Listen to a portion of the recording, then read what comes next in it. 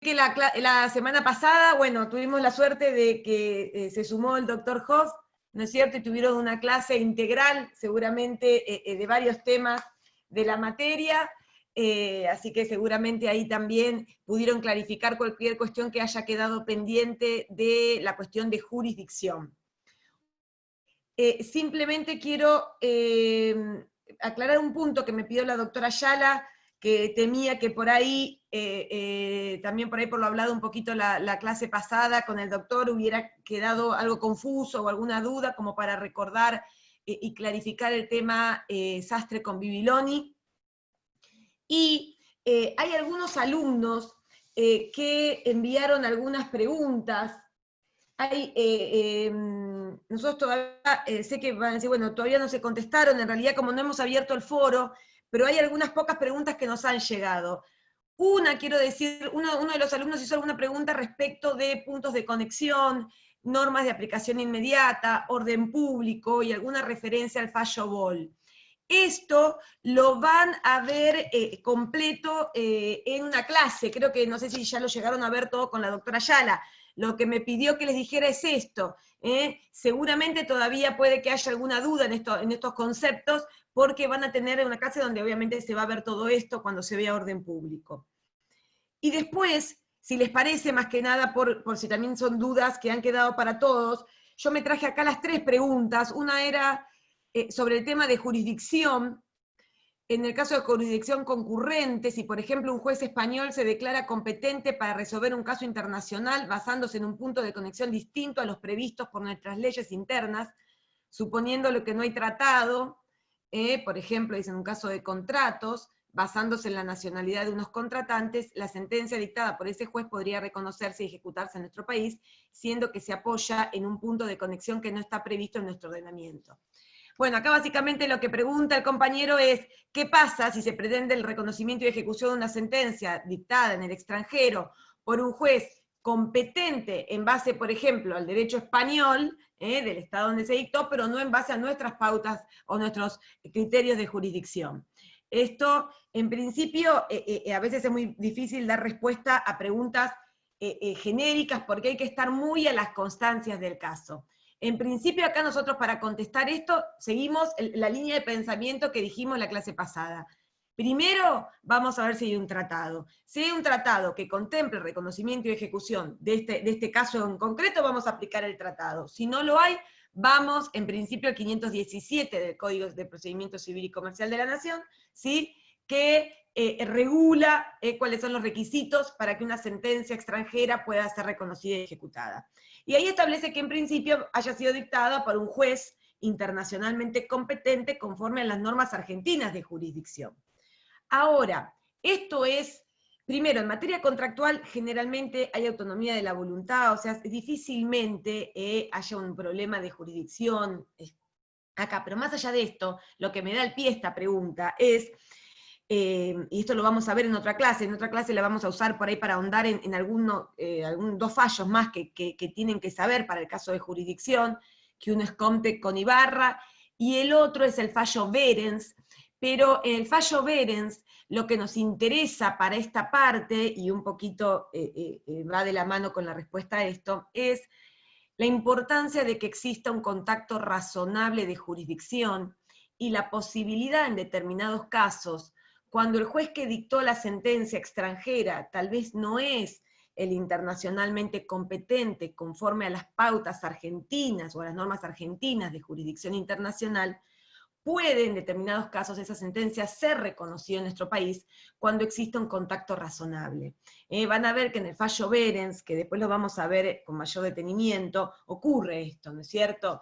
Donde el juez que intervino en la sentencia de divorcio dictada en Alemania no era internacionalmente competente conforme a las normas argentinas de jurisdicción internacional, porque en ese caso no era ni el juez del último domicilio conyugal ni el del domicilio del demandado, pero existían en las circunstancias del caso un contacto razonable de jurisdicción. Y por lo tanto, esto fue reconocido, podríamos decir, en nuestro país. Por eso, esta pregunta, en principio, tenemos que estarnos a las normas y a los criterios y a los requisitos para que una sentencia sea reconocida y ejecutada que establece el Código de Procedimiento. Ahora, existen circunstancias donde, en la medida en que exista un contacto razonable, en el caso concreto, podría llegar también a reconocerse, pero hay que estar muy en el caso concreto y con todos los elementos del caso. Doctora, ¿le puedo hacer una consulta? Sí. En este tema de reconocimiento y ejecución de sentencias, ¿también son Lo vamos a ver requisitos ¿también son requisitos el exequatur y la legalización? ¿Puede ser que dicen Hoft? Lo que pasa es que es distinto. La legalización es un requisito de forma que, por supuesto, toda vez que se quiera hacer valer en un Estado una sentencia, un documento emitido en el extranjero, tiene que estar debidamente apostillado, si rige la convención de la apostilla, y si no, legalizado, para que ese trámite de apostillaje o de legalización lo que hace es dar fe de que fue emitido por la autoridad que dice que la emitió. Eso es un requisito que obviamente tiene que estar cumplido. El exequatur es otra cosa, es la parte del trámite de reconocimiento y ejecución, el proceso. Que eso van a ver toda una clase sobre reconocimiento y ejecución de sentencias. Pero quería por ahí traer estas consultas que podía hacerla de más de uno. Después dice, ¿puede darse que dos países se atribuyan jurisdicción exclusiva sobre un tema? ¿Cómo sería? ¿Como un conflicto positivo? A ver, en principio sería difícil que esto se dé, porque si vemos los supuestos que generalmente se reconocen de jurisdicción exclusiva, ¿se acuerdan? Habíamos visto en materia de derechos reales respecto de inmuebles situados en nuestro país, o inscripciones realizadas en registros en nuestro país. O sea, generalmente, y por ejemplo, si tomamos como ejemplo los que prevé el reglamento de la Unión Europea, utiliza similares. O sea, es difícil en virtud de los criterios que se utilizan, o de los motivos que llevan a un Estado a atribuirse jurisdicción exclusiva, que pueda darse que más de un Estado en un caso concreto se la atribuyan. Tendríamos que ver en qué caso, y sería difícil, muy difícil que esto se dé. Pero en ese caso no hay un organismo como si fuera una cámara de apelaciones o una corte supranacional que resuelva estas cuestiones. Entonces quedará en cada Estado que entiende le compete jurisdicción exclusiva decidir si eventualmente reconoce y ejecuta una sentencia dictada por otro juez. Pero sería raro que esto pudiera darse. Y luego acá hay otra pregunta más en materia de adopción. ¿Se acuerdan que en materia de adopción habíamos dicho que los jueces argentinos son exclusivamente competentes para entender en el proceso de declaración en situación de adoptabilidad, guarda con fines de adopción y adopción respecto de niños con domicilio en la Argentina? Este es el único supuesto. Luego, cuando avanza sobre la anulación o revocación, y que permite o prevé que son competentes los jueces del lugar de otorgamiento o del domicilio del adoptado, en caso de que estos dos lugares se encuentren en lugares distintos, en países distintos, estaríamos ante un supuesto de jurisdicción concurrente. Bueno, esto a grandes rasgos, pero por las dudas de que alguna de estas preguntas pudiera ser la de más de uno. Ahora quiero, simplemente para clarificar, no sé por qué motivo puede haberse generado alguna duda respecto del fallo Sastre con Bibiloni. Pero es importante, aquí te pido, Brandon, si podés poner 2 minutitos la diapositiva del PowerPoint que usamos para jurisdicción, porque este es un tema que no se pueden equivocar y que realmente errores en la interpretación del artículo 56 del Tratado de Montevideo lleva a desaprobar los parciales. Por eso es que por ahí la doctora me pidió esto. Obviamente sé que no todos los alumnos por ahí están presentes, entonces tal vez la pregunta puede haber venido de alguno que no haya estado presente en la clase, pero me interesa recordar esto. El artículo 56 del Tratado de Montevideo de Derecho Civil Internacional de 1940 habla de el juez competente para las acciones personales, ¿no? Y dice, las acciones personales deben entablarse ante los jueces del lugar a cuya ley está sujeto el acto jurídico materia de juicio. O sea, el primer párrafo otorga jurisdicción a los jueces del Estado cuya ley rige el caso. ¿No es cierto? O sea, aplica la teoría del paralelismo, hace derivar la jurisdicción de la ley aplicable. Primero tendré que determinar ¿Cuál es el derecho aplicable al caso? Y los jueces de ese estado van a ser competentes para entender en el caso. Y dice, podrán entablarse igualmente ante los jueces del domicilio del demandado. ¿Se acuerdan que en el fallo Sastre con Bibiloni, tanto la Suprema Corte de Justicia de Buenos Aires como la Corte Suprema de Justicia de la Nación, que confirma el fallo de la Suprema Corte, hacen una interpretación de este artículo y clarifican que los dos primeros supuestos, el someter la acción ante los jueces del Estado a cuya ley está sujeto el acto jurídico en materia de juicio, o ante los jueces del domicilio del demandado, es a opción del actor. Y para ninguno de estos dos supuestos se requiere la conformidad ni el consentimiento del demandado. El consentimiento del demandado se requiere para el tercer supuesto que prevé el artículo, que es para el caso de prórroga, o sea, cuando se pretendiera interponer la demanda ante un fuero distinto al de los jueces del Estado a cuya ley se encuentra sujeto el acto jurídico en materia de juicio, o los jueces del domicilio del demandado. Porque el tercer párrafo de este artículo 56 habla, justamente dice, se permite la prórroga territorial de jurisdicción, o sea, desplazar esa jurisdicción internacional que prevén los dos primeros párrafos, si después de promovida la acción, o sea, después de interpuesta la demanda, el demandado la admite voluntariamente. ¿Qué admite? Esa prórroga de jurisdicción. Siempre que se trate de acciones referentes a derechos personales patrimoniales. Otra vez, ¿se acuerdan cuando vimos el artículo 1 del Código de Procedimiento Civil y Comercial de la Nación, o cuando veíamos el Código Civil y Comercial, cuando regula el acuerdo de elección de foro, que veíamos que puede prorrogarse en cuestiones patrimoniales e internacionales?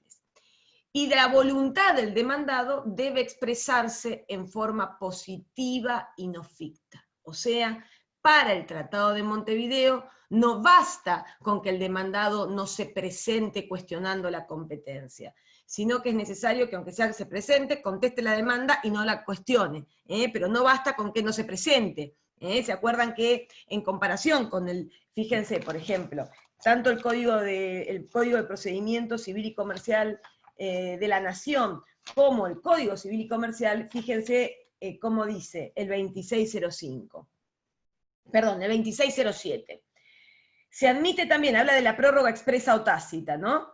Dice, asimismo opera la prórroga para el actor por el hecho de entablar la demanda y cuando la conteste, deje de hacerlo, deje de contestar la demanda, u oponga excepciones previas sin articular la declinatoria. O sea, que tanto en este caso el Código Civil y Comercial, y al igual que el Código de Procedimiento, admiten la prórroga tácita en forma ficta, o sea, que el demandado simplemente no conteste la demanda. El Tratado de Montevideo no, porque requiere que esa voluntad del demandado, consintiendo la prórroga de jurisdicción, se exprese después de interpuesta la demanda y en forma positiva y no ficta. Por ejemplo, se presente, conteste la demanda y no cuestione la competencia. Entonces, ¿qué pasó en el fallo Sastre con Bibiloni? ¿Se acuerdan? Pasá a la próxima diapositiva, por favor, Brandon. Fíjense acá. Anteriormente, la anterior, esto ya lo vimos, perdónenme si se aburren alguno, pero bueno, quiero que esto quede claro, el actor podrá promover la demanda entonces, indistintamente, ante los jueces del Estado, a cuya ley está sujeto el acto jurídico en materia de juicio, o ante los jueces del domicilio del demandado. Para estos dos supuestos no requiere el consentimiento del demandado. Seguimos. ¿Me están escuchando bien, no? Bien. Luego acá prevé, si después de promovida la acción, el demandado la admite voluntariamente en forma positiva y no ficta, por ejemplo, contesta la demanda sin oponer excepción de incompetencia, pero no operaría en caso de no contestación de demanda, como ocurre, acabamos de ver, en el Código Civil y Comercial y en el Código de Procedimiento, siempre que se trate de acciones referentes a derechos personales patrimoniales. ¿Por qué? Porque son los que son en principio disponibles y se acepta la prórroga de jurisdicción. Pasemos a la otra. Te digo, pasa la otra, por favor. Está pasando, ¿no? Ahí está. Ahí, uno para adelante. Anda, por favor. Uno más, pasa uno más. Ahí está. Fíjense, en el fallo, no, uno para atrás. En el fallo Sastre con Bibiloni, ¿se acuerdan? Dice, la Suprema Corte de la provincia de Buenos Aires revocó el pronunciamiento de la Sala Primera de la Cámara de las Apelaciones de La Plata y declaró la competencia del juez interviniente para entender en esta causa por cobro de daños y perjuicios resultante de un accidente de tránsito ocurrido en la localidad de Punta del Este, República de Uruguay, en virtud de que los demandados tienen su domicilio en la República Argentina. ¿Qué pasó en este caso? ¿Se acuerdan? Había sido un accidente ocurrido en Uruguay, en Punta del Este, pero tanto el actor como el demandado tenían domicilio en la Argentina.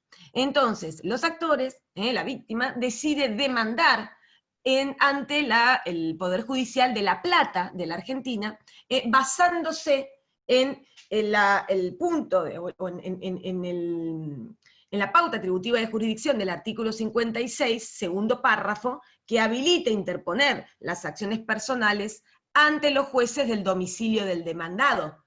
En este caso, el demandado se opone y cuestiona la competencia, planteando que no era competente la justicia argentina, sino que debía interponerse ante la justicia uruguaya, por resultar aplicable en virtud del artículo 43, el derecho uruguayo, y que para admitir esta prórroga hacía falta el consentimiento del demandado. Bueno, la Cámara hace lugar a este planteo, pero la Corte no, ¿y qué es lo que interpreta? Esto que decíamos hoy, dice, no, para los dos supuestos del primero y segundo párrafo del artículo 56, no se requiere el consentimiento del demandado.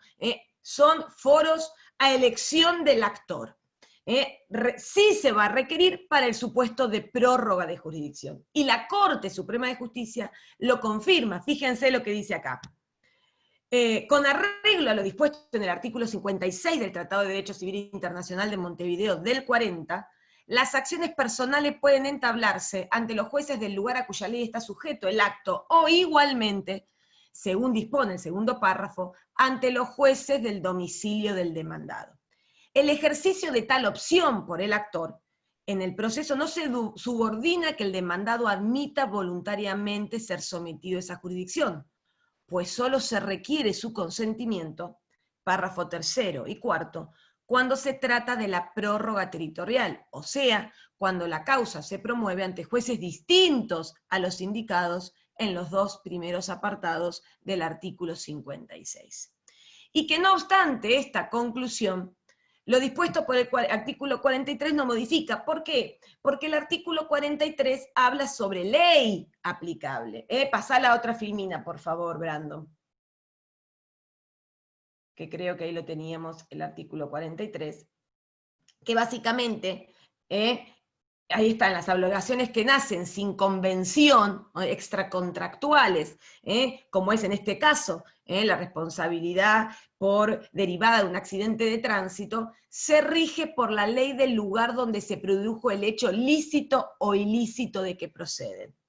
Bien, y en su caso, bueno, por la ley que regula las relaciones jurídicas a que responden. ¿Qué está diciendo el artículo 43?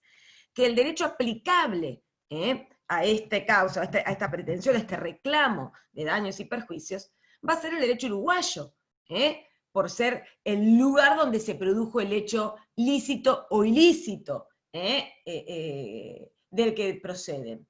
Pero esto se refiere a la ley aplicable. Esto, en virtud del artículo 56, primer párrafo, abre la jurisdicción de los jueces uruguayos. Pero también existe jurisdicción concurrente a elección del actor de los jueces del domicilio del demandado. Y esta es la interpretación que hizo tanto la Corte Suprema de Justicia de la Nación como la Suprema Corte de la Provincia de Buenos Aires.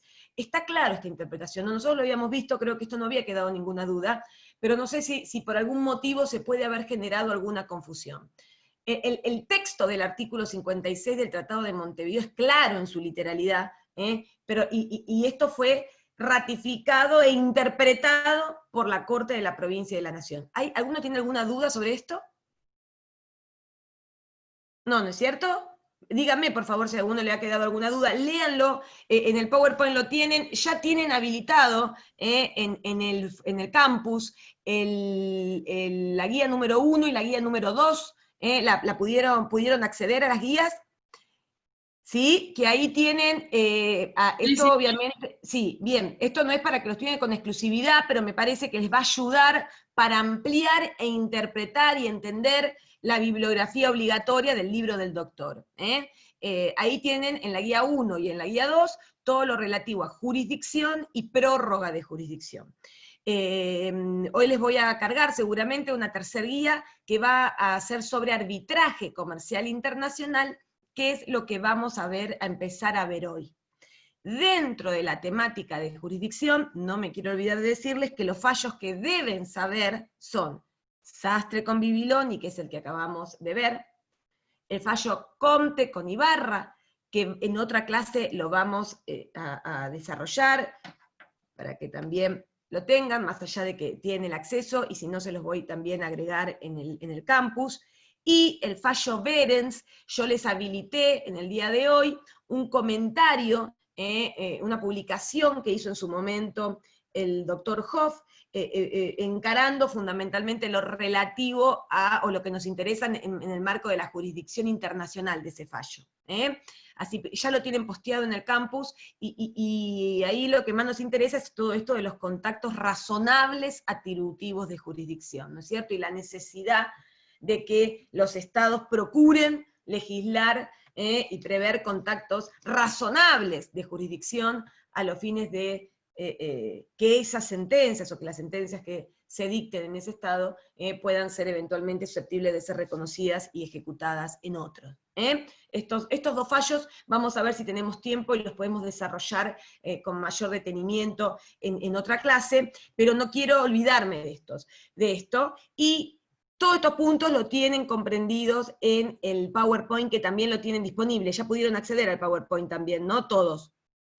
Sí, los fallos, entonces, que tienen que saber para la parte de jurisdicción, dijimos, Sastre con Bibiloni, que es el que acabamos de mencionarles, Comte con Ibarra, y Behrens. Después, ya más cerca del parcial, obviamente, le vamos a hacer un reconto de todos los fallos, pero estos los tienen nombrados y mencionados en la bibliografía obligatoria, los tienen en las guías de estudio. Bien. Dicho esto, vamos a empezar, porque sí me interesa, que hay cuestiones que no quiero que no los tengan la parte teórica dada, por eso me parece que para un fallo lo van a poder leer, y eventualmente después lo vamos a analizar en mayor detenimiento. Pero hoy vamos a avanzar también en otra cuestión dentro de la temática de jurisdicción internacional, que es arbitraje. Puntualmente, arbitraje comercial internacional. Todos me están escuchando bien, ¿no? ¿Sí? Si alguno tiene una duda o ve que voy rápido y no sé, no me dejen seguir, desmutense y me preguntan y me paran, porque para mí es como que estoy, no sé qué pasó acá, ahí está, como yo no escucho nada, me pienso que me están siguiendo y capaz que hay alguno que se ha perdido. Bien, ahí está Brandon, si podemos arrancar con el próximo, ahí está, arbitraje.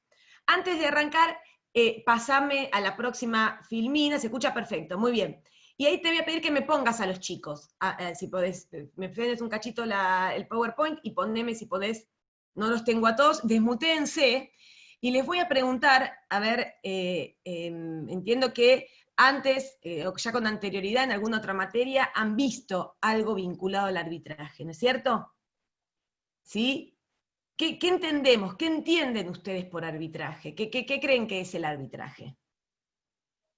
Un medio alternativo de solución de los conflictos. Muy bien, me dice un medio alternativo de resolución de conflictos. Bien, ¿y un medio alternativo a qué? A la justicia A la justicia. Para Al juzgar. Poder Judicial Estatal. Muy bien, muy bien. Ahora, ahí como parecería que, porque uno al Poder Judicial podemos someter cualquier tema, ¿no es cierto? Veremos eventualmente en qué materia, y si vamos a un juzgado de familia, o a un juzgado civil, o si vamos a un contencioso administrativo, pero ¿todo podemos someter al arbitraje?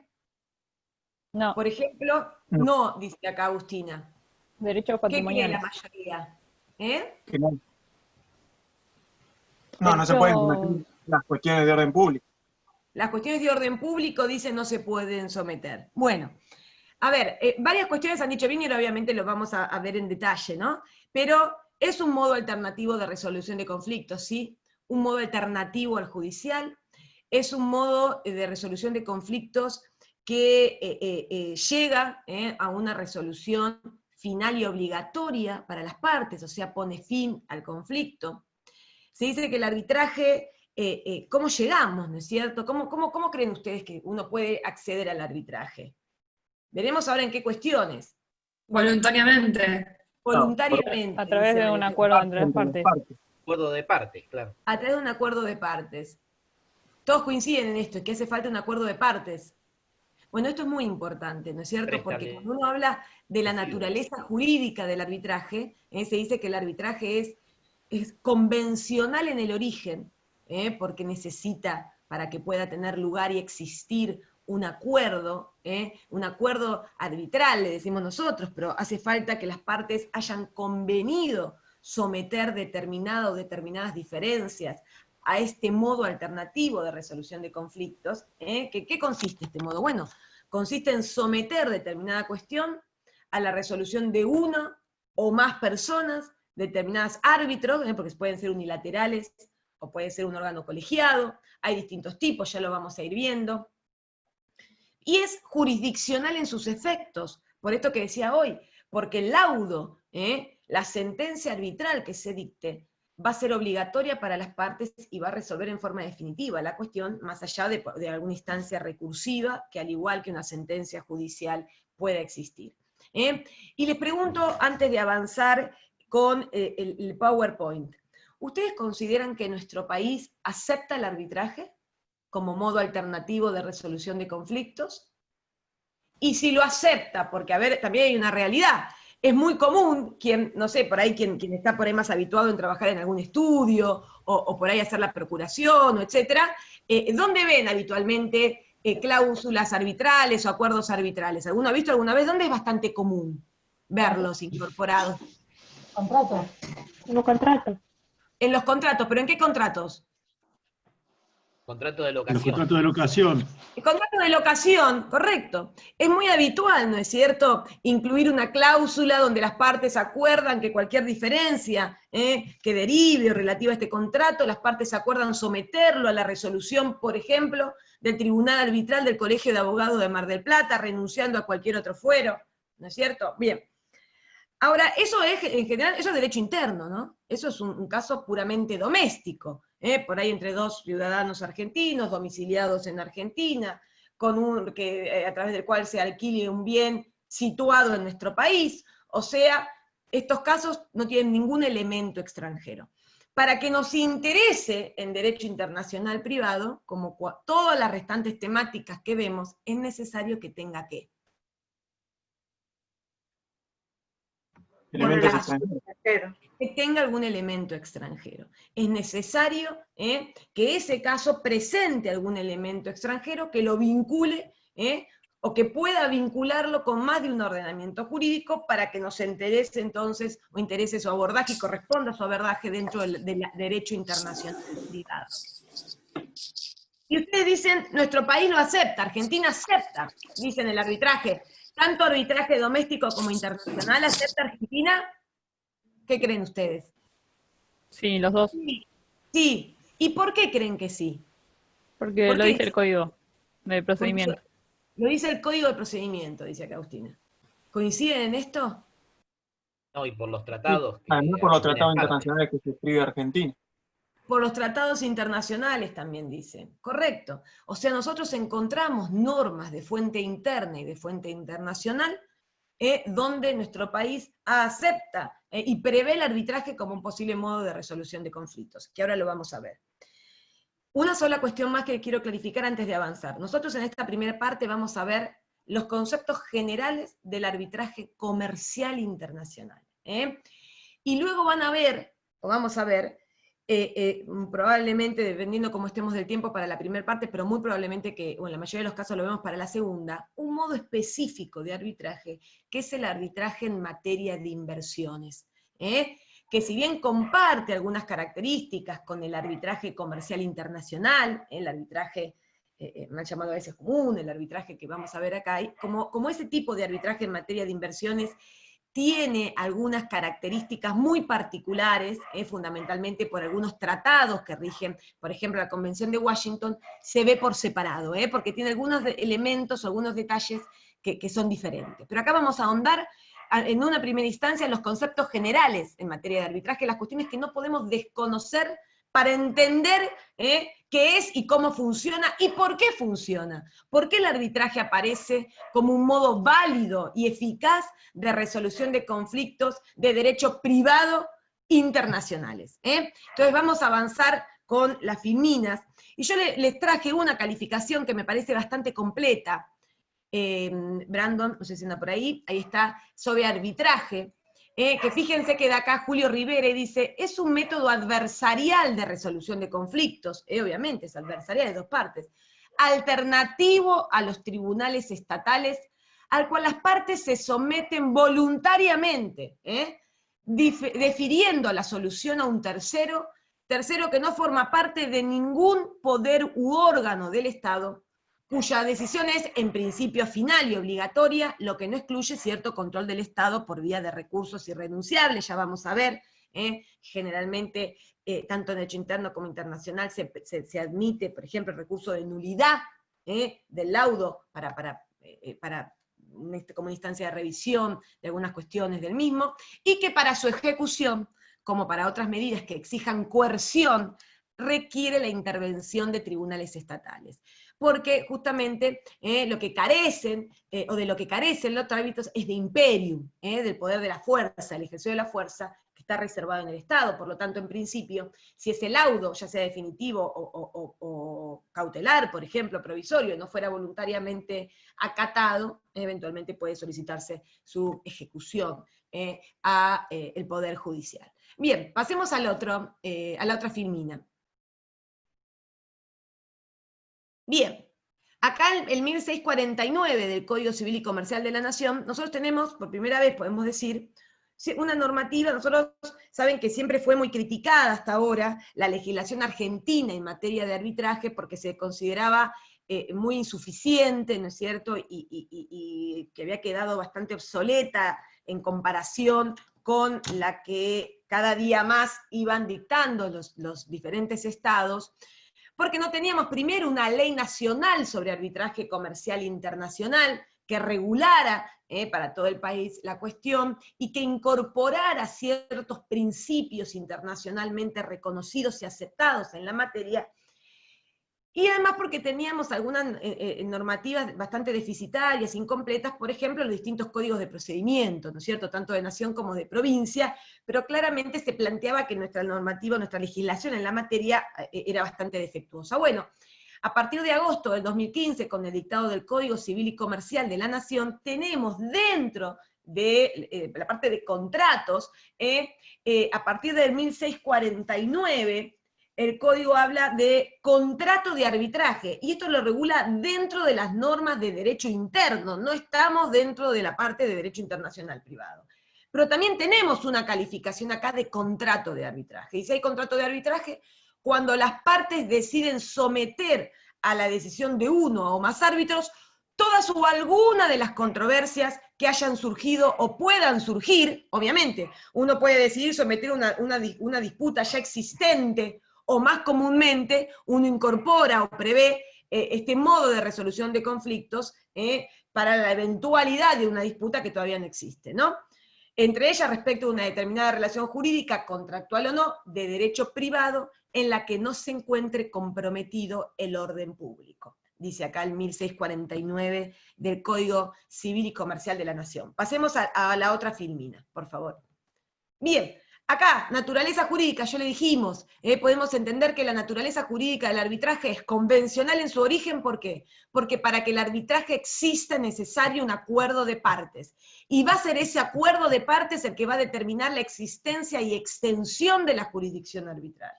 Pero es jurisdiccional en sus efectos, porque el laudo que ese árbitro o tribunal arbitral dicte va a ser obligatorio para las partes y va a resolver en forma definitiva la cuestión, obviamente sin perjuicio de la instancia recursiva que puede existir. Pasemos a la otra filmina, esto ya lo dijimos. Les pido por favor que me frenen si se pierden, o si ven que estoy demasiado rápido o hay algo que no me están entendiendo. Acá hay una pregunta, obviamente, que también seguramente cuando uno empieza a estudiar le surge, y dice, bueno, bárbaro, ya sabemos que existe el arbitraje, creemos, y estamos casi seguros que nuestro país lo reconoce, y ahora vamos a ratificarlo, pero ¿cuándo el arbitraje es internacional? Bueno, no hay una única respuesta de esto, y esa calificación de internacional la veremos o la iremos a buscar a la normativa aplicable en el caso, tanto de derecho de fuente interna como internacional. Pero sí podemos decir, en el ámbito internacional, se han tomado distintos criterios para calificar la internacionalidad del arbitraje. En algunos, por ejemplo, uno de ellos es este criterio objetivo, que se basa en la naturaleza de la cuestión sometida a arbitraje. Por ejemplo, el tomado por el Código francés, que ellos entienden que el arbitraje es internacional cuando se encuentren comprometidos, en el caso, intereses del comercio internacional. O sea, por la naturaleza de la cuestión, de la diferencia sometida a resolver. Cuando se encuentren comprometidos intereses del comercio internacional, estaríamos ante un arbitraje internacional.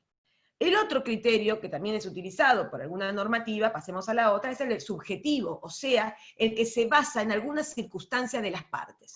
Por ejemplo, porque las partes tienen domicilio en distintos lugares, o el lugar del establecimiento, o la nacionalidad, cuando se basa en circunstancias de las partes. Por ejemplo, la ley de Suiza de Derecho Internacional Privado dice: las disposiciones del presente capítulo se aplicarán a todos los arbitrajes si la sede del tribunal arbitral está en Suiza, y si al momento de concluir el acuerdo de arbitraje, por lo menos una de las partes no tiene su domicilio o residencia habitual en Suiza. Entonces, fíjense, acá la internacionalidad del arbitraje, porque es el capítulo que habla sobre derecho internacional privado y arbitraje internacional, sería que la sede del arbitraje esté en Suiza, pero que al momento de celebrar el acuerdo de arbitraje, alguna de las partes no tenga su domicilio o residencia habitual en Suiza. Y el otro es el criterio mixto, o sea, que combine criterios tanto objetivos como subjetivos, como por ejemplo el adoptado por la ley modelo UNCITRAL. Y acá me detengo un segundito, porque nosotros como texto de estudio de esta materia, en realidad el arbitraje es un tema enorme, ¿no es cierto?, muy extenso, que si quisiéramos estudiarlo en detalle tendríamos que tener toda una materia solo para el arbitraje, ¿no es cierto? Nosotros vamos a ir, aunque sea conociendo los conceptos más básicos y los instrumentos más trascendentes a los que podemos recurrir en esta materia. Y uno de ellos es la ley modelo de UNCITRAL, pero la ley modelo de UNCITRAL, o también llamada CNUDMI, ¿no? La CNUDMI, es la Comisión de las Naciones Unidas sobre Derecho Mercantil Internacional. Según que la sigla sea en inglés o en español, es UNCITRAL o CNUDMI. Bien, la ley modelo, UNCITRAL, o sea, esta Comisión de las Naciones Unidas sobre Derecho Mercantil Internacional, tienen distintos grupos de trabajo que elaboran distintos textos. Algunos llegan a ser convenciones, y también algunos elaboran estas leyes modelos, que ponen a disposición de los estados en distintas materias, entre ellas en arbitraje comercial internacional, para que aquellos estados que deseen dictar sus propias leyes de arbitraje comercial internacional, por ejemplo en este caso, la puedan tomar como modelo, como ejemplo.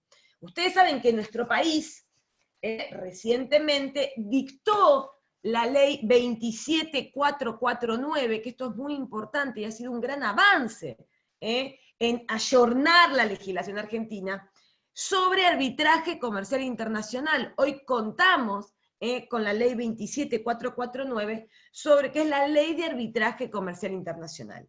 Esta ley ha sido elaborada tomando como base la ley modelo de UNCITRAL, y que claramente ha receptado una serie de principios internacionalmente reconocidos en materia de arbitraje comercial internacional. Pero la ley modelo, como su nombre lo indica, es un modelo, es un ejemplo, no es una convención. La ley modelo no tiene estados parte, es un modelo de ley, ¿sí? Entonces, sigamos. Ahora podamos ver el ejemplo de la ley modelo. Fíjense, la 27449 que también toma este criterio mixto. El artículo 3 trae una calificación de arbitraje internacional. Y dice, un arbitraje es internacional sí. Las partes de un acuerdo de arbitraje tienen al momento de la celebración de ese acuerdo sus establecimientos en estados diferentes. O sea, un criterio, toma un criterio, una circunstancia relativa a las partes, ¿sí? Que las partes de ese acuerdo de arbitraje tengan al momento de celebrarlo domicilio en estados distintos. O uno de los siguientes lugares esté fuera del estado en el que las partes tienen sus establecimientos. El lugar de arbitraje, si este ha sido determinado en el acuerdo de arbitraje con arreglo al acuerdo de arbitraje. El lugar de cumplimiento de una parte sustancial de las obligaciones de la relación comercial, o el lugar con el cual el objeto del litigio tenga una relación más estrecha. ¿Sí? Bueno, este es un ejemplo, no para que se lo sepan de memoria, pero otra vez un ejemplo de calificación de internacionalidad del arbitraje. Sigamos. Pasemos a la otra. Ley modelo. Fíjense el artículo 1, otro ejemplo que nos trae una calificación de cuándo el arbitraje es internacional. Pero hay una única entonces definición de que el arbitraje es internacional, en tal caso únicamente no. Dependerá del instrumento, tendré que ver el caso en concreto y veré si hay alguna norma aplicable y me trae una calificación de internacionalidad. Dice, las partes, fíjense, van a ver reiterativamente que la ley 27449, que es nuestra ley nacional sobre arbitraje comercial internacional, en muchos puntos prácticamente copia la ley modelo. En la redacción, en la mayoría de los puntos es prácticamente igual. Otra vez, dice, en este caso la ley modelo. Un arbitraje es internacional si las partes de un acuerdo de arbitraje tienen al momento de la celebración del acuerdo sus establecimientos en estados diferentes, lo mismo que decía la 27441, o uno de los lugares siguientes está fuera del estado en el que las partes tienen su establecimiento, por ejemplo, el lugar del arbitraje.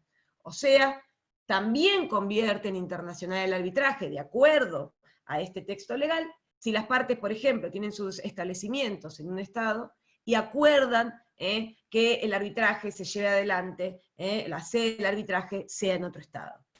O el lugar de cumplimiento de una parte sustancial de las obligaciones de la relación comercial, o el lugar con el cual el objeto de litigio tenga una relación más estrecha, o las partes han convenido expresamente en que la cuestión objeto del acuerdo de arbitraje está relacionada con más de un estado.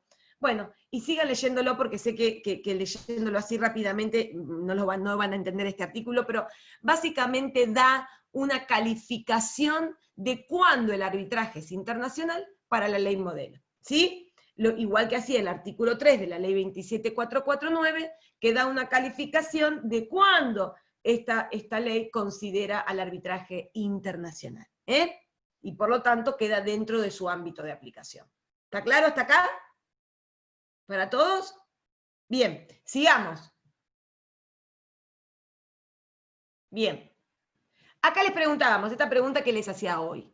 ¿Argentina acepta el arbitraje como modo de resolución de conflictos internacionales para nuestro caso? Sí, dijimos. ¿Por qué? Porque se nos ocurre, porque me parece, porque escuché. No, porque tanto de derecho interno como de fuente internacional que prevén el arbitraje como modo de resolución de conflictos. El primero, como bien decía una compañera, es el Código de Procedimiento Civil y Comercial de la Nación.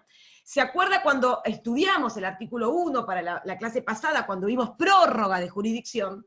¿Se acuerda que decía, en principio, la competencia atribuida a los tribunales nacionales es improrrogable? Pero después dice, sin perjuicio de esto, la competencia territorial en asuntos exclusivamente patrimoniales puede ser prorrogada de conformidad de partes. Y agrega, si además esos asuntos, además de exclusivamente patrimoniales, son internacionales, la prórroga puede admitirse a favor de jueces o árbitros que actúen fuera de la República.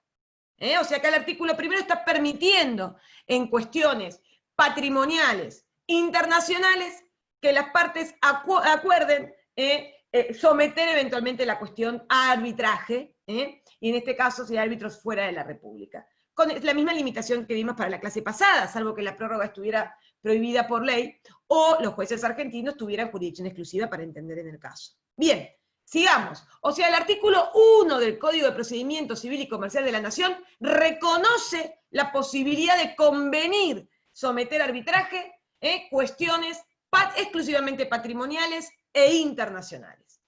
El artículo 2605 del Código Civil y Comercial de la Nación, se acuerdan, que también lo vimos la clase pasada, para acuerdo de elección de foro, para la prórroga de jurisdicción, y que traía, en términos similares a los que habíamos visto en el artículo 1 del Código de Procedimiento Civil y Comercial, que en materia patrimonial e internacional, las partes están facultadas para prorrogar jurisdicción en jueces o árbitros, otra vez, fuera de la República, con la misma limitación, salvo que los jueces argentinos tengan jurisdicción exclusiva o la prórroga estuviera prohibida por ley.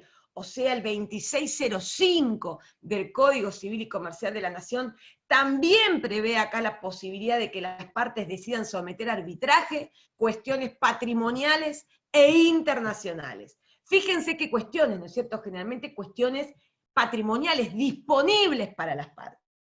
Y ya vimos también que el Código Civil y Comercial de la Nación, dentro de la normativa de contratos, regulaba a partir del 1649 el contrato de arbitraje, ¿no es cierto? Donde también encontramos normas sobre esta materia. O sea, claramente el Código Civil y Comercial está reconociendo al arbitraje como modo alternativo de resolución de conflictos. Pasemos a la próxima, por favor. Hasta acá me están siguiendo, ¿no? Estamos tratando de responder por qué decimos que en nuestro país acepta el arbitraje. ¿Por qué? Porque encontramos normas que lo receptan. En derecho interno, en el Código de Procedimiento, ya vimos artículo 1, en el Código Civil y Comercial, en los códigos de procedimiento, tanto de nación como de provincia, que regulan el procedimiento arbitral, y también tenemos normas de fuente internacional, tenemos distintos tratados o convenciones internacionales, que es lo mismo, tratado o convención, que prevén o regulan al arbitraje y reconocen al arbitraje, o que regulan algún aspecto del arbitraje. Una convención que es fundamental y que la vamos a analizar en detalle en la próxima clase, es la Convención de Nueva York de 1958 sobre reconocimiento y ejecución de sentencias arbitrales extranjeras, que nuestro país la ha ratificado, y que tiene una enorme importancia, que regula específicamente lo que es reconocimiento y ejecución de sentencias arbitrales extranjeras, y también avanza en el reconocimiento de los acuerdos arbitrales, como ya lo vamos a ver. Pero no es la única convención. También tenemos, por ejemplo, el Acuerdo de Arbitraje Comercial Internacional del Mercosur, de 1998, donde también tenemos normas y nuestro país lo ha ratificado. La CIDIP-1, Convención Interamericana sobre Arbitraje Comercial Internacional de Panamá de 1975, entre otros tratados internacionales donde encontramos a nuestro país ratificando convenciones que regulan y reconocen al arbitraje como modo de resolución de conflictos, ¿sí? Entonces podemos afirmar, pasemos a la próxima si querés, Brandon, que nuestro país acepta el arbitraje como modo de resolución de conflictos, tanto de derecho interno como internacional, y tenemos como fundamento a esto las normas de derecho interno y las convenciones, que como ejemplo les mencioné en las filminas anteriores. Ahora, ¿qué cuestiones pueden someterse a arbitraje? Cualquier cuestión puede someterse a arbitraje. Un reconocimiento de hijo, un proceso penal. Podrías decir, bueno, no, yo no quiero que lo resuelva el Poder Judicial, prefiero someterlo a arbitraje. Bueno, no todas las cuestiones pueden someterse a arbitraje, y cuando hablamos de las materias, de qué cuestiones pueden ser sometidas a arbitraje, hablamos de lo que se llama arbitrabilidad objetiva, ¿no? Ya vimos el artículo 1 del Código de Procedimiento de Civil y Comercial de la Nación y el artículo 2605 del Código Civil y Comercial, que hablaban de cuestiones de qué índole, ¿se acuerdan? Patrimoniales e internacionales, ¿no es cierto? Bien. El 1651 del Código Civil y Comercial de la Nación, otra vez, dentro de la regulación de contrato de arbitraje que hace dentro de las normas de derecho interno, excluye del contrato de arbitraje algunas materias, ¿no? Dice, quedan excluidas del contrato de arbitraje, o sea, no podrían ser objeto de un acuerdo arbitral. ¿Qué cuestiones? Las que se refieren al estado civil o la capacidad de las personas. O sea, claramente, estas son normas donde está comprometido el orden público, donde están comprometidos derechos fundamentales del Estado y donde hay normas muy rigurosas que establecen cuándo y bajo qué pautas y qué procedimiento una persona puede ser limitada en el ejercicio de su capacidad, cuándo una persona se considera que llega a la mayoría de edad y que tiene plena capacidad de ejercicio, etc. Las cuestiones de familia, las vinculadas a derechos de usuarios y consumidores. Esto es para nuestro ordenamiento jurídico. No quiere decir que alguna de estas cuestiones eventualmente no puedan en otras legislaciones ser admitidas, por ahí bajo algunos recaudos o bajo algunas normas, pero para nuestro ordenamiento jurídico interno dice, bueno, relativas a estado civil o capacidad, de familia, de usuarios y consumidores, presumiendo que al momento de la negociación no hay igualdad, no hay equilibrio en el poder de negociación, ¿no es cierto? Vieron que ahí, inclusive cuando hablábamos de los foros de protección, generalmente en este tipo de relaciones jurídicas donde se entiende que hay una parte más débil, al menos al momento de la negociación, se procura darle cierto resguardo, y veíamos, por ejemplo, que cuando en materia de jurisdicción internacional generalmente se le permite al consumidor demandar en un abanico de posibilidades, pero cuando quien demanda es la parte fuerte, por ahí es el comerciante, es la empresa, bueno, que solo pueda demandar ante los jueces del domicilio del consumidor. Los contratos por adhesión, cualquiera sea su objeto, que sería más o menos por el mismo sentido, por la falta de igualdad al momento de la negociación. Las derivadas de relaciones laborales, lo mismo, hay cuestiones acá de orden público, etcétera, comprometidas. Las disposiciones de este código relativos al contrato de arbitraje no son aplicables a las controversias en que sean parte los estados nacionales o locales. Bueno, ahí obviamente todos los arbitrajes entre estados es una cuestión más compleja que no estamos viendo acá, porque nosotros estamos viendo derecho internacional privado, incluyendo la posibilidad en algún caso de arbitrajes estado particular, como vamos a ver en el CIADE. Seguimos, entonces, en principio, ¿qué cuestiones pueden ser sometidas a arbitraje? Cuestiones en esencia disponibles por las partes. Cuestiones económicas, patrimoniales, y en nuestra materia, internacionales.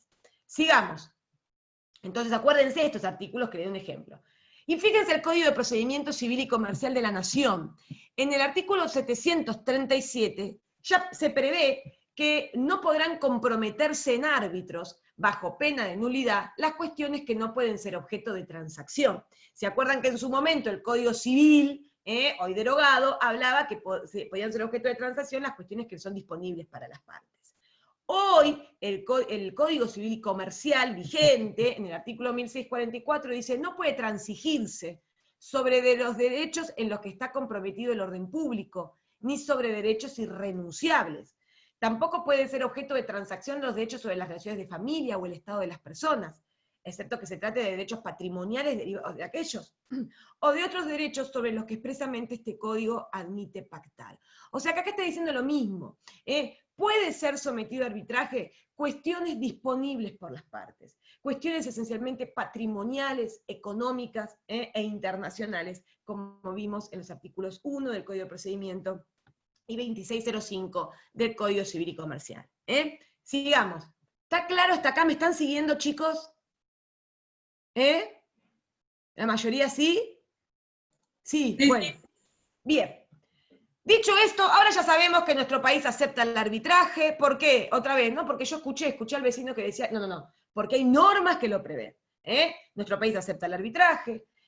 Nos interesa en esta materia el arbitraje internacional. ¿Y cuándo el arbitraje es internacional? Bueno, veré obviamente en base a las circunstancias del caso. Puede que no haya ninguna norma o ninguna convención aplicable al caso, pero bueno, a ver, veré la normativa aplicable en cada caso.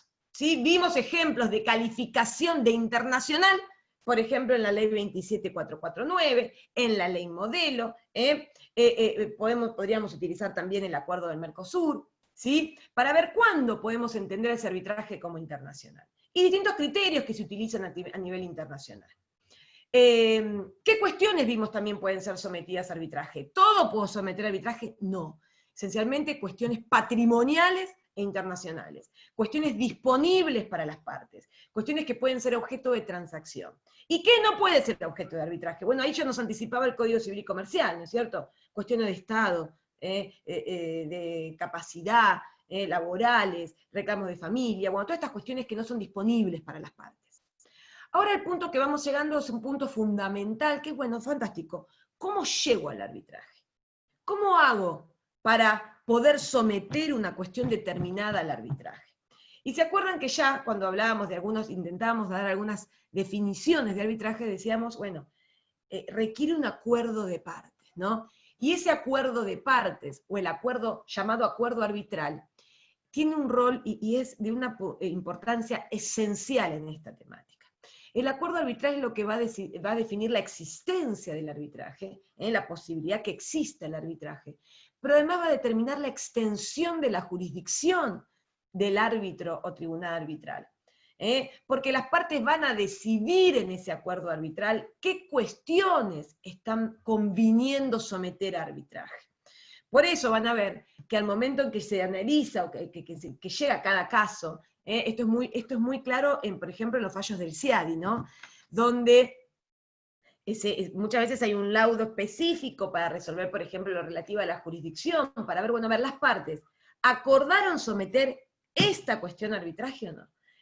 Porque de eso dependerá de que ese árbitro o tribunal arbitral tenga jurisdicción y pueda intervenir, porque de lo contrario habrá que ir al Poder Judicial. Entonces, el 1649 ya nos daba, cuando da una definición de contrato de arbitraje, ¿no? Dice, cuando las partes deciden someter a la decisión de uno o más árbitros todas o alguna de las controversias que hayan surgido o puedan surgir entre ellas respecto a una determinada relación jurídica, contractual o no, de derecho privado, en la que no esté comprometido el orden público. Sigamos.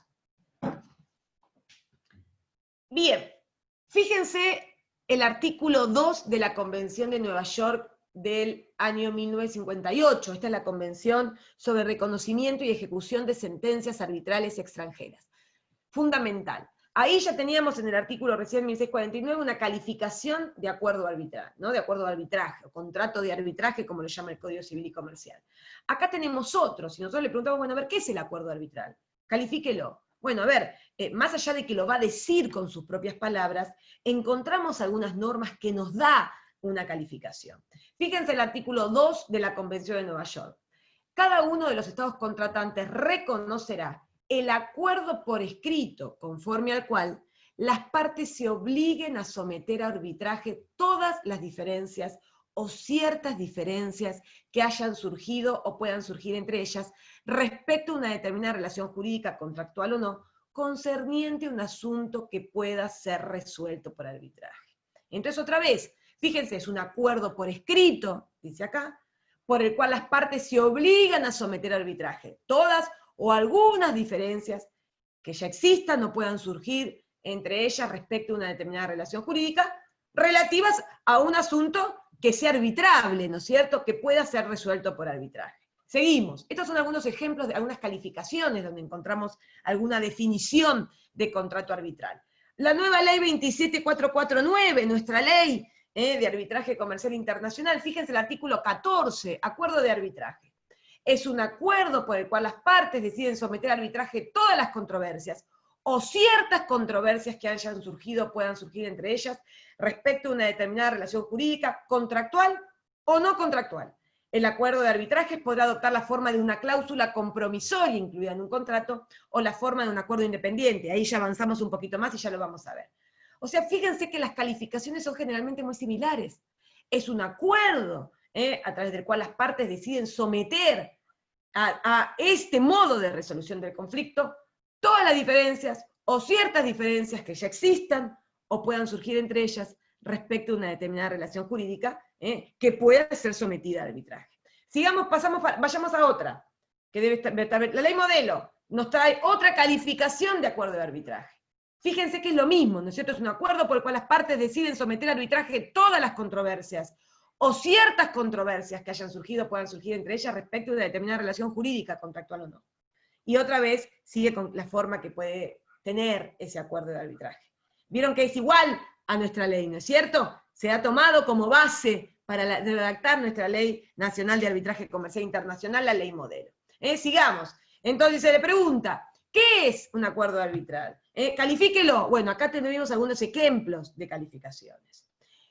La importancia del acuerdo arbitral. ¿Cuál es la importancia? Esto que les decía hoy. El acuerdo arbitral es la piedra angular del arbitraje, es fundamental. Sin acuerdo arbitral no hay arbitraje posible. Y determina la existencia y la extensión de la jurisdicción del tribunal arbitral. ¿Por qué?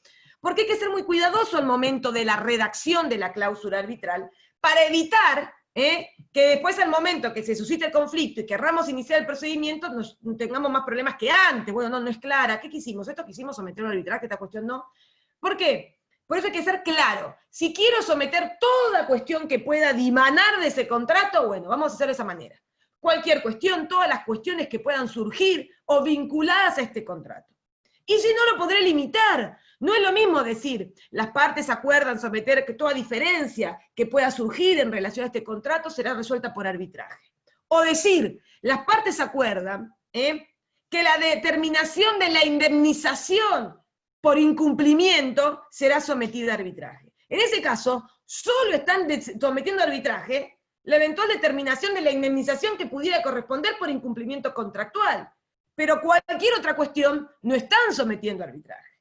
Por eso es la importancia esencial que tiene la redacción de la cláusula arbitral. De una buena redacción de la cláusula arbitral dependerá que pueda este procedimiento llevarse adelante rápidamente, constituirse rápidamente el tribunal arbitral, avanzar, ser claro, o estar permanentemente tratando de interpretar lo que las partes quisieron acordar. Que como siempre, una cosa es resolver las cuestiones cuando no hay conflicto, y otra muy distinta una vez que el conflicto se suscita. Una vez que ya está la disputa, difícilmente las partes puedan volver a acordar algo, ¿no? Entonces, ¿cuál es la importancia? Es esto, es esencial. Determina la existencia y extensión de la jurisdicción del tribunal arbitral, o del árbitro. Ahora, ese acuerdo arbitral, que ya sabemos, es un acuerdo, es un contrato, a través del cual las partes deciden someter a arbitraje todas o algunas de las diferencias que ya existan o pudieran surgir entre ellos respecto a una determinada relación jurídica susceptible de ser sometida a arbitraje. ¿Qué forma puede tener? ¿Cómo puede hacerse? Bueno, puede incluirse como una cláusula más en un contrato principal, que es como generalmente lo vemos, ¿no es cierto?, en los contratos de alquiler. Vemos que generalmente hay una cláusula que es sobre resolución de conflictos, y ahí se incorpora como una cláusula más, como una cláusula incluida en un contrato, o como un acuerdo independiente, hacer un acuerdo independiente al solo efecto de regular este acuerdo de arbitraje. Sigamos. Brandon, regulame vos con los tiempos, porque no sé, cuando está por cortar, quedamos donde lleguemos y vamos a terminarlo en la clase que viene. Sé que obviamente esta clase no vamos a dar toda esta temática. Quedan Bien. media hora, 40 minutos más o menos. Perfecto, perfecto, vos me vas guiando. Bien. Ahora, entonces, ya sabemos qué forma, la importancia, ya sabemos qué forma puede revestir una cláusula compromisoria incluida en un contrato o un acuerdo independiente. Y esto es muy importante, porque todas las normativas en general requieren que este acuerdo sea por escrito. Ahora, esto nos lleva a la necesidad de calificar ese por escrito.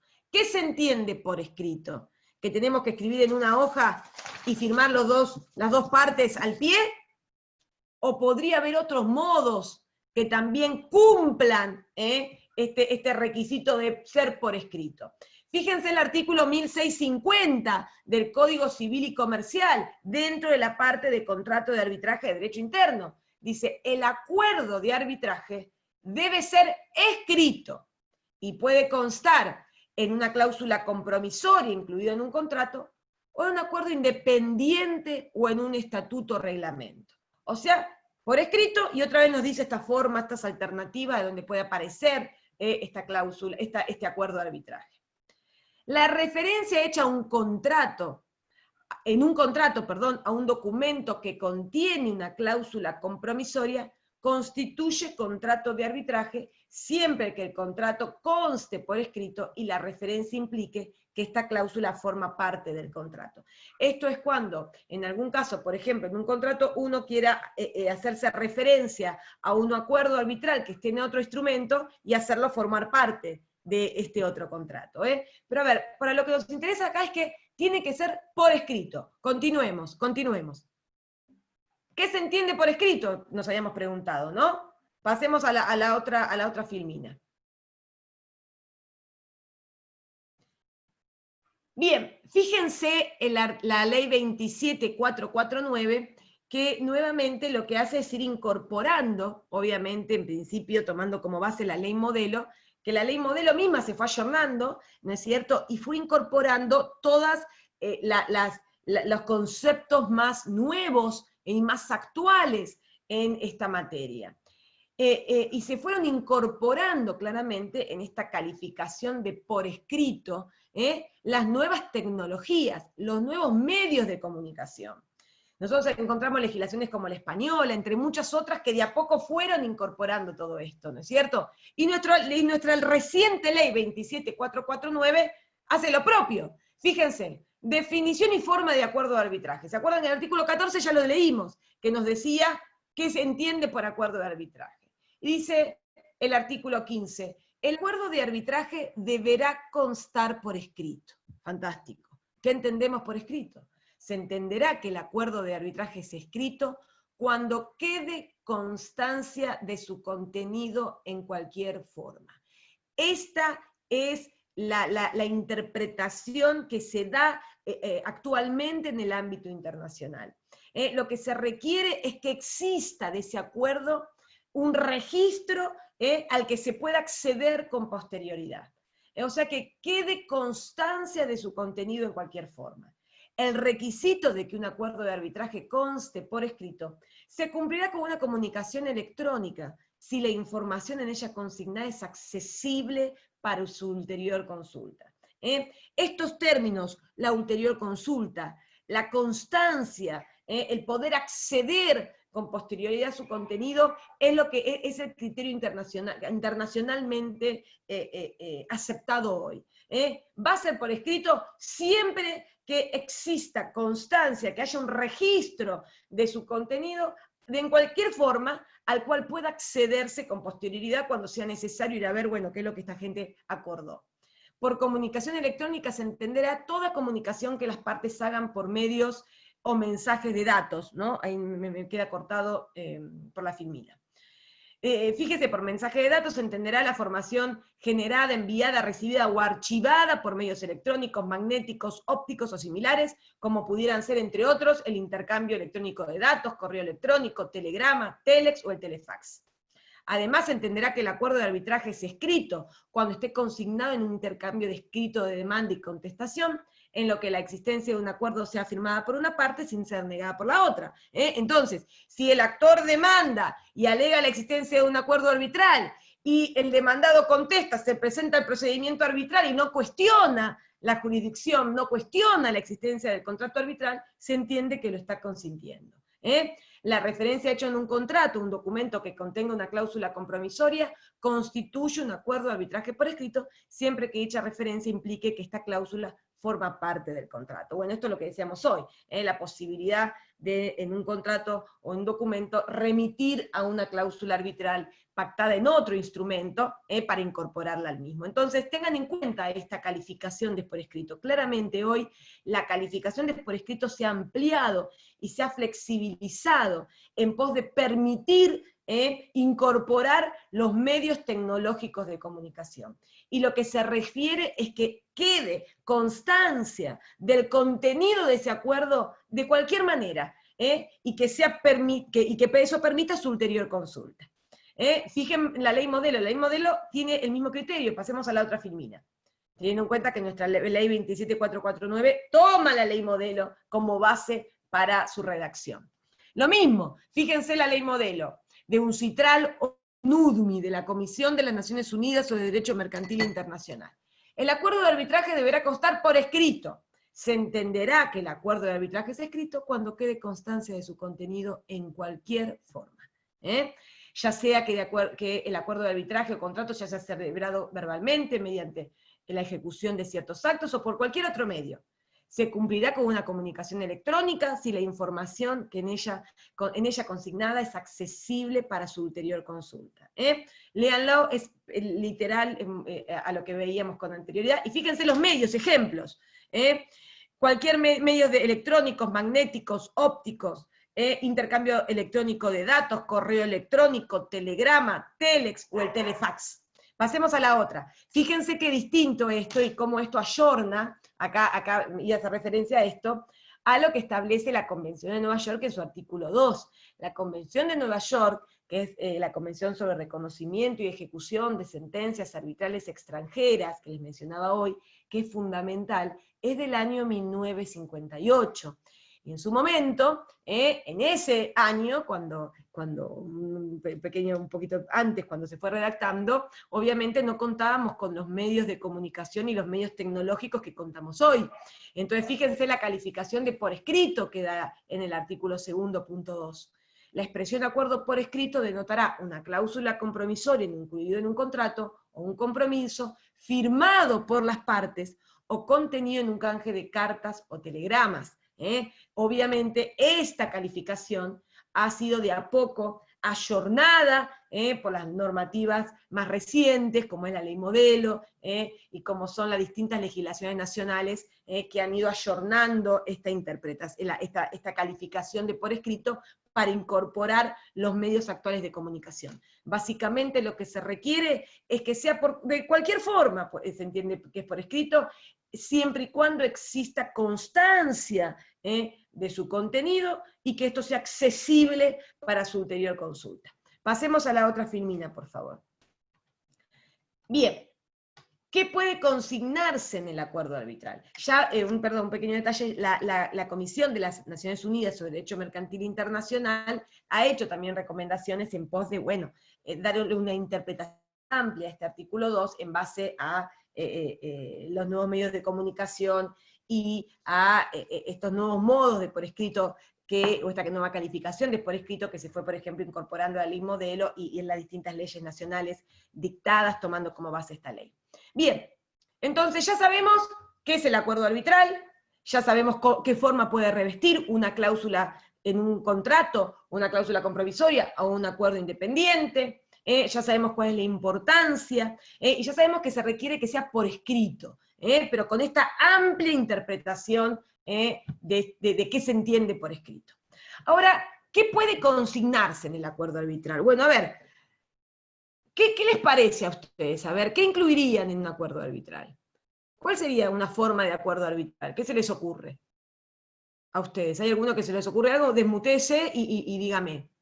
¿Qué les parece que se pueda incluir en el acuerdo? Si ustedes mañana tuviesen que dictar, viene un cliente y dice, bueno, a ver, estamos haciendo un contrato de compraventa de granos, que se van a vender entre un vendedor argentino y un vendedor, no sé, ruso, y queremos acordar que en caso de cualquier conflicto queremos someter a arbitraje esta eventual diferencia. Bien, ¿cómo hacemos? ¿Qué piensan ustedes que van a tener que ponerse de acuerdo, las partes?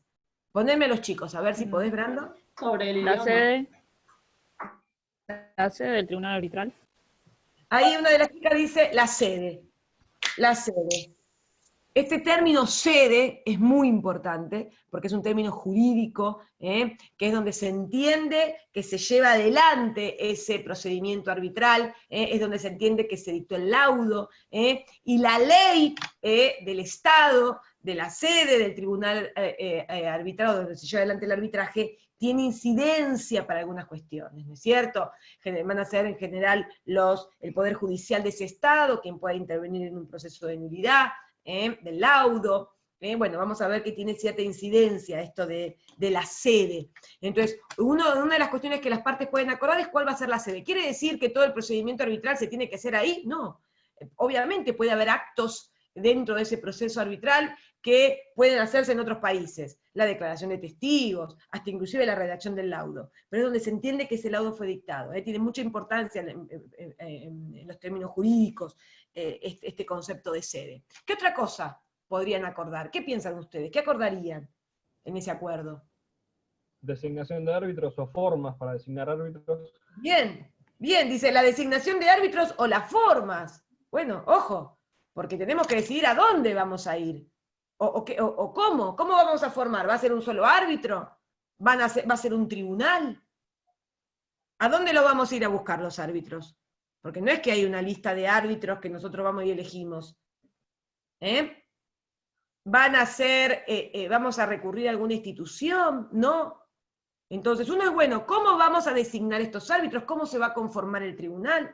¿Vamos a ir a alguna institución que ya tenga el tribunal permanentemente constituido? ¿O no vamos a querer ir a ninguna institución? Bueno, todo esto lo vamos a tener que prever. ¿Qué otra cosa podemos prever? La forma del procedimiento. ¿Cómo, Gaspar? Aparte de la forma del procedimiento a que se van a sujetar. El procedimiento, muy bien. ¿Qué va a hacer esto? Uno va a interponer la demanda, se va a contestar, ¿qué plazos para contestar? De esa contestación, ¿se va a volver a dar un traslado solamente de la documentación? ¿Va a haber plazos? ¿Se van a poder pedir cautelares? ¿Qué medidas de prueba se van a poder realizar? ¿Cómo va a ser? ¿Va a haber una audiencia de prueba? Bueno, todo este procedimiento arbitral, ¿cómo va a ser? ¿No es cierto? Muy bien. ¿Que podemos redactarlo o vamos a ver que hay una manera más sencilla también de resolverlo? Ya lo vamos a ver más adelante. Entonces acá me dicen el procedimiento. Bien, ¿qué otra cosa? ¿Qué cuestión se va a someter a la solución por árbitro? ¿Cómo? ¿Cómo? ¿Qué cuestiones? Muy bien. Ser muy cuidadoso. ¿Qué estamos sometiendo a arbitraje? ¿Queremos todo? Bueno, seamos claros. ¿Queremos limitarlo? Seamos claros también. ¿Qué cuestiones queremos someter a arbitraje? Muy bien, ¿qué otra cosa? Estoy inventando, obviamente, por ejemplo, un vendedor argentino y un comprador ruso. ¿Dónde se va a homologar el laudo? ¿A qué te referís con homologar? ¿No es necesario que se homologue el laudo posterior al arbitraje? ¿No se tiene que homologar judicialmente? No necesariamente, puedes cumplirlo. Si lo tenés que ejecutar es otra cosa. Claro, exactamente. Bueno, ejecutar, para ejecutarlo. Pero eso vos a priori no lo vas a ver, seguramente habrá que ver quién gana, y si por ejemplo es una suma de dinero, ¿a dónde te conviene ir y ejecutarlo? Bien. Pero hay otras cosas que sí podríamos decidir. ¿Qué les parece a ustedes, por ejemplo? ¿En qué idioma van a llevarse adelante el procedimiento, no? ¿En qué van a hablar? Y otra cosa muy importante, ¿qué les parece que puede llegar a ser? ¿Cómo van a resolver esos árbitros? ¿Qué ley van a aplicar? ¿No es cierto? Bueno, fíjense cuántas cuestiones, entre otras, que podrían preverse dentro del acuerdo arbitral. Y es fundamental ser muy cuidadoso al momento de su redacción. Lengua franca, dice. Lengua franca. ¿Qué significa con franca? ¿Una lengua clara? Bueno. Bien, sigamos. Claro, a ver cuál va a ser el idioma, más de uno. Esto que les decía, cuál va a ser el derecho aplicable a la diferencia. ¿Podría pasarse también la moneda, por ejemplo? La moneda en que Claro, en caso de que se solucione la... Claro. No, si quieren pueden preverlo, sí. Generalmente la demanda la vas a reclamar en determinado monto, que en la mayoría de los casos va a estar vinculado a lo que habían pactado, ¿no? Al modo de pago que habían pactado. Pero, a ver, se puede incluir todo las cuestiones que crean necesarias, pero acá lo que es importante es al momento en que se redacte la cláusula arbitral, prever la vida de ese arbitraje. ¿Cómo se va a formar? ¿O cómo se va a constituir ese árbitro o tribunal arbitral? ¿Cómo va a llevar adelante el procedimiento? ¿Dónde se va a sesionar? ¿Qué idioma? ¿Qué derecho va a aplicar? Eventualmente veremos por ahí algún recurso, porque además voy a tener que prever a ver qué normativa de base eventualmente se va a poder también regir. A ver, pasemos a la otra firmina. Por eso es que es tan importante ser muy cuidadoso al momento. Entonces, ¿qué puede consignarse en el acuerdo arbitral? Sigamos. Fíjense esto, cláusulas facultativas, nos da una ayuda. ¿Es pasible de modificaciones? El acuerdo arbitral, mira, el acuerdo es un acuerdo. Todos los cambios que quieran hacer de acuerdo, de común acuerdo, podrán hacerlos. Ahora, una vez que se suscite una diferencia, se va a complicar. Entonces, se puede convenir. Sede del arbitraje. Acá este artículo 1658 nos da una ayuda, una guía, ¿no? Sede del arbitraje. Idioma en que se va a desarrollar el procedimiento. El procedimiento al que se han de ajustar los árbitros en sus actuaciones. A falta de acuerdo, el tribunal arbitral puede dirigir el arbitraje de modo que considere apropiado. Esto es muy importante, porque vamos a ver cuando veamos las causales para eventualmente la nulidad del laudo o para rechazar el reconocimiento. O sea, es mejor y más práctico que intervengan los jueces. Ahí me estaba preguntando algo este chico. Perdónenme, que los jueces internacionales. ¿Y quiénes son los jueces internacionales? ¿Quiénes son los jueces internacionales? ¿A qué se refieren con jueces internacionales? Nosotros en nuestra materia son los jueces de los respectivos estados. No es que hay un juez por sobre los estados. Entonces, el procedimiento, les decía, cuando las partes pactan, por ejemplo, un determinado procedimiento arbitral o un modo de constitución de ese arbitraje, y hay fallas en ese procedimiento o hay fallas en esa constitución, van a ver que esto da causal a eventualmente la nulidad del laudo o el no reconocimiento y ejecución. Ya vamos a ver cuando veamos las causales que se prevén para, por ejemplo, la nulidad del laudo o para el eventual rechazo de su reconocimiento y ejecución. Entonces, ya dijimos, la sede, el idioma, el procedimiento, el plazo en que los árbitros deben producir el laudo, si no han pactado el plazo, rige que establezca el reglamento de la entidad administradora del arbitraje y en su defecto, el que establezca el derecho de la sede. Ahí vamos a ir a ver también, fíjense cómo se va filtrando el derecho de la sede, ¿no es cierto? Qué importante. La confidencialidad del arbitraje, el modo en que deben distribuir o soportar los costos del arbitraje. Bien, salgamos a la próxima filmina. O sea, acá son algunas cuestiones que vamos a tener que acordarnos. Y acá hay un punto fundamental, porque en gran medida va tal vez a poder modificarse, o hay alguna cuestión que tal vez no voy a tener que prever expresamente, según el tipo de arbitraje que opte. Y hay dos formas. En cualquier momento se puede realizar el acuerdo, sí, en cualquier momento, siempre que puedan llegar a acuerdo. El arbitraje, hay dos tipos de arbitraje. Uno es el institucional. El institucional es aquel en el cual existe una institución que administra, que brinda servicios de arbitrajes. Entonces las partes acuerdan someter el arbitraje, o someter ese procedimiento arbitral, o llevar adelante ese procedimiento arbitral, en alguna institución que brinda estos servicios. ¿Cuáles instituciones? Por ejemplo, mencionamos el CIADI, el Centro Internacional de Arreglo de Diferencias Relativas a Inversiones entre Estados y nacionales de otro Estado contratante. Esto es un tipo muy específico de arbitraje, pero es una institución. La Cámara de Comercio Internacional de París, la ICC, la CCI, las distintas bolsas de comercio que suelen tener, brindar servicios de arbitraje, la Corte de Arbitraje de Londres, de Estocolmo, hay distintas instituciones que brindan servicio de arbitraje. ¿Y qué beneficio tienen estas instituciones? Estas instituciones que brindan estos servicios de arbitraje, y obviamente cobran un fee, cobran un costo por esto, tienen en general un reglamento propio, que es como un código de procedimiento, ¿no es cierto? Y que va a suplir aquellas cuestiones que las partes no hayan pactado expresamente en el acuerdo arbitral. Cuando ustedes leen los reglamentos de cualquiera de estas, bueno, el colegio de arbitraje, el tribunal arbitral del Colegio de Abogados de Mar del Plata, eso es un arbitraje institucional, es una institución que brinda este servicio permanente de arbitraje, a través de un tribunal arbitral permanentemente constituido y que está compuesto por una serie de árbitros que se mantienen permanentes durante determinado periodo de tiempo. Hay otras instituciones que no tienen un tribunal arbitral permanentemente constituido, sino que se va constituyendo tal vez para cada caso, en base, por ejemplo, a un listado. Pero estas instituciones cuentan con reglamento, que es, como le decía, como un código de procedimiento. Entonces, todo lo que las partes no acordaron, bueno, voy a encontrar la respuesta en el reglamento.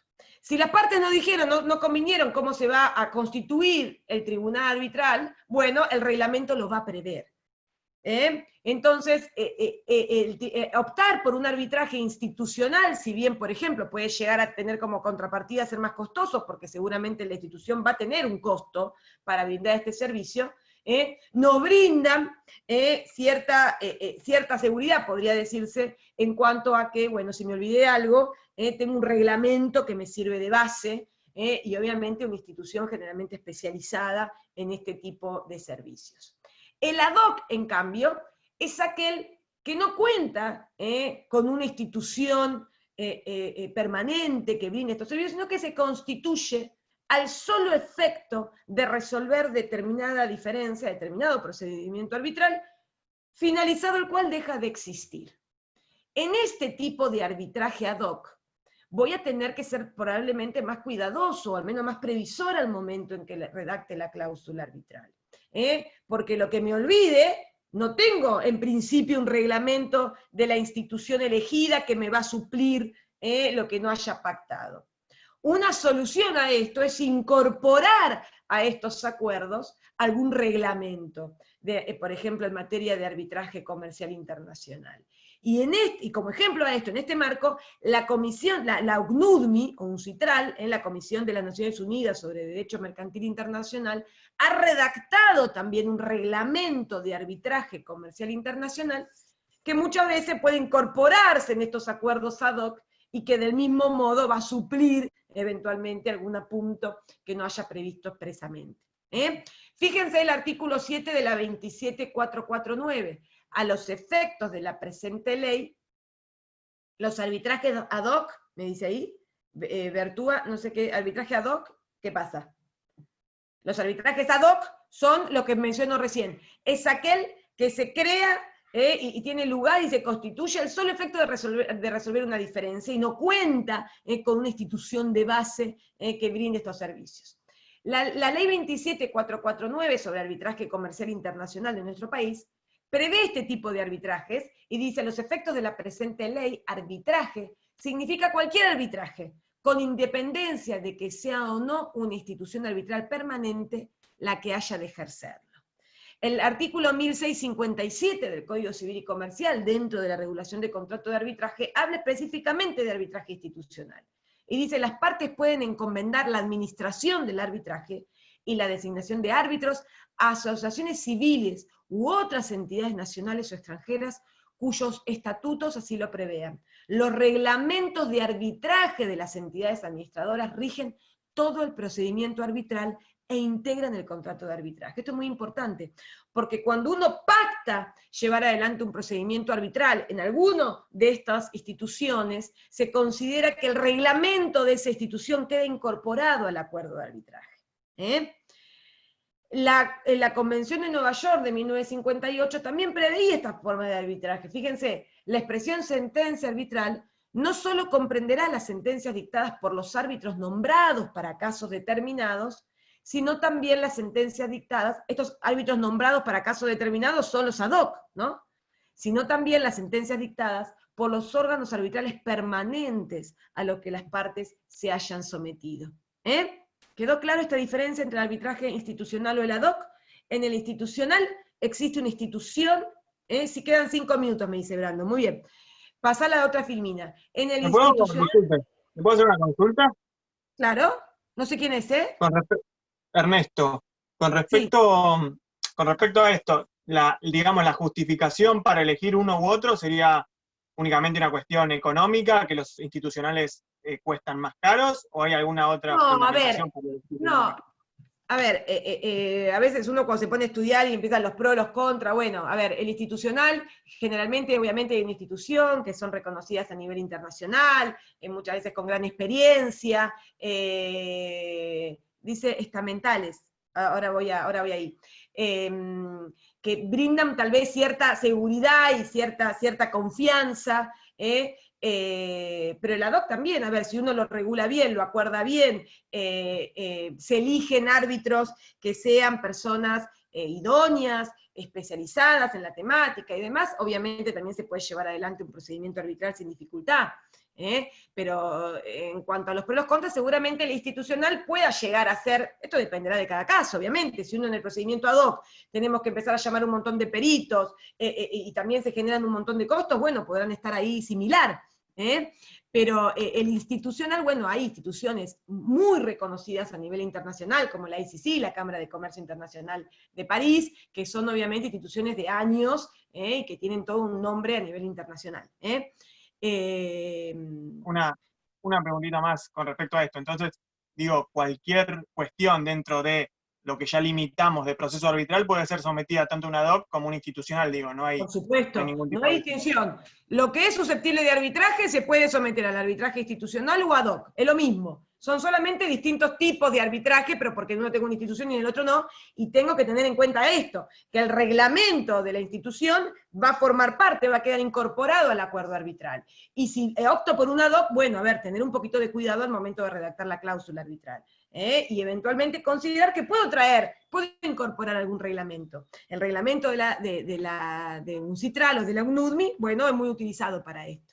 ¿Está claro? Gracias. Ahí me decía, había un chico que preguntaba si, dice, los arbitrajes ad hoc tienen que ser necesariamente estamentales. ¿Estamentales qué quiere decir? ¿Estatales?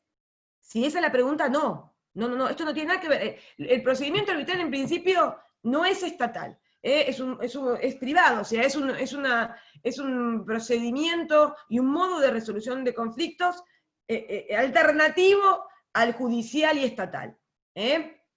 No, también será privado a través de personas idóneas en determinada rama, no solamente jurídica, muchas veces hay cuestiones muy técnicas, entonces se puede elegir que alguno de los árbitros sea una persona formada en determinada cuestión, en determinado expertise, pero si la pregunta es si el arbitraje ad hoc tiene que ser estatal, no. El ad hoc con el artículo 1657, la confianza queda fortalecida. ¿A qué te referís? La confianza queda fortalecida. No necesariamente. O sea, a ver, acá no es que la ad hoc es menos confiable que el otro, no, solamente que obviamente voy a tener que ser más cuidadoso al momento en que redacto la cláusula, porque no tengo una institución ahí que me está sirviendo de base y que está llevando adelante ese procedimiento y que brinda estos servicios, con toda una estructura seguramente que colabora en esto. Bien. También en cuanto al control del modo de constitución del arbitral, del tribunal, o sea, hay un montón de cuestiones que seguramente en el ad hoc, por ahí, bueno, nada, tendré que ser un poco más cuidadoso. Bien, ¿cuánto me queda de tiempo? 2 o 3 minutos más o menos.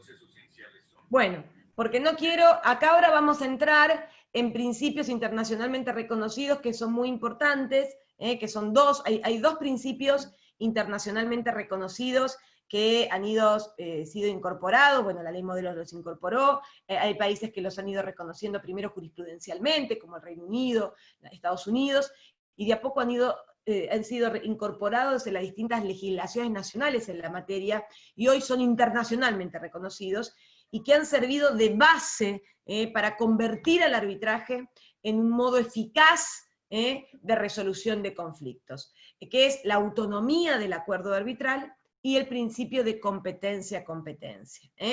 Pero como no quiero que se me corte y quedemos ahí sin saludarlos, con esto vamos a arrancar la clase que viene. Yo, no esta clase, la próxima, les voy a postear el PowerPoint, pero ya voy a ver si aunque sea ya les voy adelantando la guía de estudio de esta temática para que ya la tengan. La próxima clase vamos a terminar estos conceptos generales de autonomía de la cláusula arbitral, competencia, y vamos a entrar a analizar lo que es reconocimiento y ejecución de la sentencia arbitral extranjera, tanto en base a la Convención de Nueva York, que es una convención fundamental, es muy corta, pero, gracias, es muy corta la convención, pero es muy importante, ha sido muy útil a nivel internacional, y la ley 27449 también, porque hay una modificación incluso al Código de Procedimiento Civil y Comercial de la Nación. Bueno, espero, volveme a los chicos si querés, así puedo saludarlos antes de que se corte todo. Espero que me hayan podido seguir, les vuelvo a repetir, sé que a veces por ahí voy un poco rápido, reléanlo. Si hay algo que les haya quedado alguna duda, lo volvemos a ver, pero estos son conceptos generales, estamos viendo conceptos, cuestiones que no pueden irse de internacional privado y menos de la carrera de Derecho, sin al menos saber estos conceptos más básicos en la rama del arbitraje, porque aunque no lo crean, el arbitraje es el modo normal de resolución de conflictos en el comercio internacional, y hay muchos países que en materia de comercio internacional es más habitual tal vez recurrir al arbitraje que al Poder Judicial, ¿no es cierto? Por eso es muy importante que ustedes lo conozcan. Pero bueno, la semana que viene continuamos y terminamos en principio con esta temática, y vamos a ver si, no sé cuánto nos está dando para el parcial, pero si podemos también sumar alguna clase para ver lo relativo a estos fallos de jurisdicción Comte con Ibarra y Berens, también lo vamos a hacer, pero vamos a ir viendo cómo estamos con los temas, para tratar de que tengan teórica de la mayor cantidad de temas posibles. Bueno, chicos, creo que se está por cortar. Les mando un saludo a todos. No sé si alguno quiere, bueno, ahí están, pues están todos como mudos, pobres, bueno. Los saludo a todos, que sigan todos muy bien. Les agradezco. Hasta luego. Hasta luego. Hasta luego, gracias. Chao. Hasta luego.